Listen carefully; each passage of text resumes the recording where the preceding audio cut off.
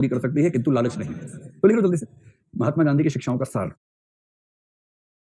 Number 1, प्रकृति मनुष्य की सभी जरूरतें संतुष्ट कर सकती है किंतु लालच नहीं।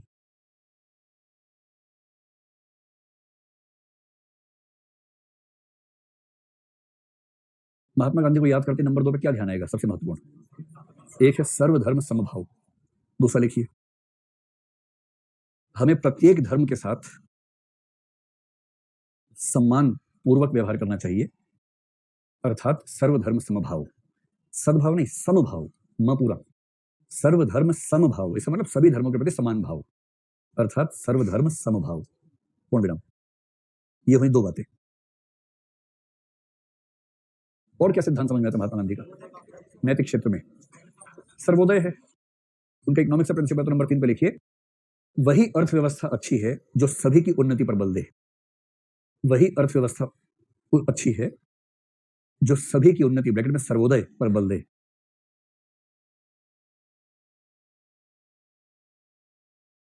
चौथा, धर्म विहीन या कर्तव्य विहीन राजनीति मृतदेह के समान है। धर्म विहीन, आते महिलाओं को भी आते, चिंता मत कीजिए, पहले तो लिखिए, धर्म विहीन ऑब्लिक करके कर्तव्य विहीन राजनीति मृतदेह के समान है जिसे जला देना चाहिए।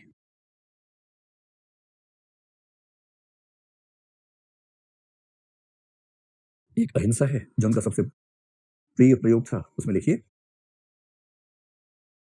मानसिक, वाचिक और कार्मिक स्तर पर अहिंसा का प्रयोग करना चाहिए, या मनसा वाचा कर्मणा अहिंसा का प्रयोग करना चाहिए, या मानसिक, वाचिक और कार्मिक स्तर पर अहिंसा का प्रयोग करना चाहिए।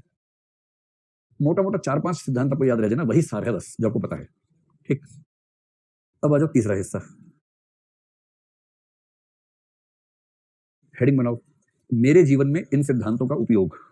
यही हेडिंग बनाना है। पूछा कि आप कितना कर पाए हैं, तो उसमें ये नहीं बताना कि मेरा पड़ोसी कितना कर पाया है, सीधे मैं करके मैं मुझे, मेरा, ऐसे लिखना है। मेरे जीवन में इन सिद्धांतों का उपयोग या इन शिक्षाओं का उपयोग। अब 3-4 कल्पनाएं कीजिए जहां आपने कुछ नैतिक कार्य किया हो। कल्पनाएं ही करनी पड़ेंगी जो बहुत बढ़िया लग रहा है, जो इन सिद्धांतों से मेल खाने वाली चीज हो। जैसे पहला है प्रकृति, तो कुछ ऐसा बताइए कि आपने किसी चीज का कंजम्पशन कम कर दिया हो, या प्रकृति की रक्षा करने के लिए जैसे पॉलिथीन का इस्तेमाल खत्म कर दिया आपने, ऐसा कुछ कर दिया हो। ये नहीं कि मैं सांस कम लेता हूं ताकि ऑक्सीजन बची रहे, ऐसा नहीं, कुछ ऐसा कि प्रकृति के संरक्षण में आपने भूमिका निभाई हो। हाँ, तो इसमें लिखो। अच्छा, इससे पहले 1-2 वाक्य में भूमिका बनाइएगा। लिखिए भूमिका, लिखिए, इसमें क्या हेडिंग है नीचे, मैं यथासंभव प्रयास करता या करती हूं, मैं यथासंभव प्रयास करता हूं कि इन शिक्षाओं को अपने जीवन में लागू करूं।